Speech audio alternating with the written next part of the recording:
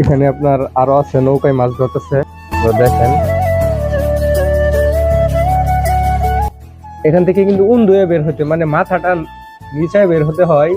প্রিয় দর্শক সাথেই থাকবেন। এখন আপনাদেরকে উপরের সাইডে নিয়ে যাব, মানে উপর থেকে নিচের ভিউটা কিরকম দেখা যায় এটা আমি আপনাদেরকে দেখানোর চেষ্টা করব। আমি আগেই বলেছি প্রিয় দর্শক, আপনাদের রিকোয়েস্টে ঠিক আছে আজকে বড়মা ব্রিজ আপনাদেরকে দেখানোর জন্য চলে আসলাম।